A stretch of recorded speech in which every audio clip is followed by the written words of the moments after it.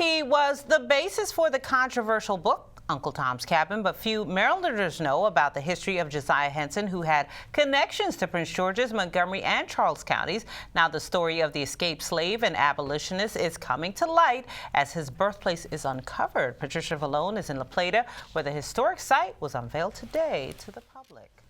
And then here is Route 6, and we are right about here. This is the property. It's called LaGrange historically. I call it now the Josiah Henson birthplace. Josiah Henson's parents were slaves on a Prince George's farm. They were rented out to a family on this property known as LaGrange, where Josiah was born and lived until a horrific incident changed his life. His mother was brutally assaulted by the overseer, and she probably was also raped. And so Henson's father went after the overseer in retaliation to avenge his wife. And then Henson was punished. Henson's father became so moody, he ultimately was sold down to New Orleans, and Henson never saw him again. Josiah would eventually try to buy his freedom in Montgomery County. When that failed, he fled to Canada, becoming a minister and conductor of the Underground Railroad. Dr. Julia King recently led a team of archaeologists in search of Henson's birthplace. I went through the courthouse, through the land records, and figured out every piece of property that Newman owned in that period. And here's the deal. Newman didn't come to Maryland until 1796.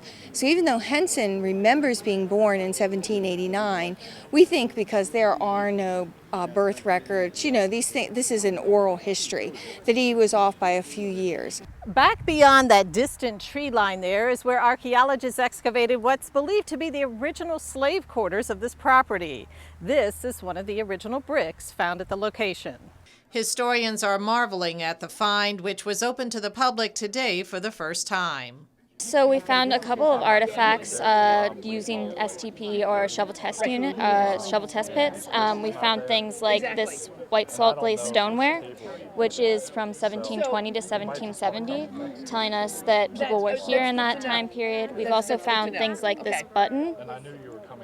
It is a late 18th century, early 19th century, again, Josiah Henson era.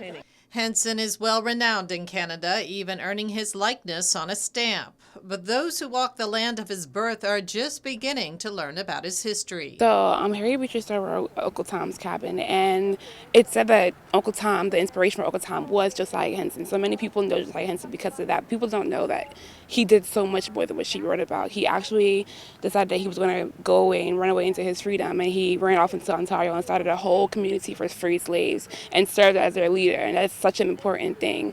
So we thought it was very important to get away from Harriet Beecher Stowe's, which was actually very monumental and very important, but from her interpretation of his life and move on to his own interpretation of his own life. And he actually wrote his own autobiography. If you look at Josiah Henson's life, you will see how he lived his life is pretty much the history of Black Americans, of African Americans. His resiliency, the sacrifices he made for his family, the love he had for his family, and his faith is what kept him going in all of the diversity that he faced in his life. So it is a great sense of pride, exciting time for African Americans.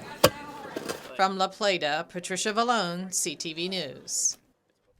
Always interesting to take a step back in history. Thank you for that, Patty. Henson's autobiography was written in 1849 and is called, it's a long one, The Life of Josiah Henson, formerly a slave, now an inhabitant of Canada, as narrated by himself.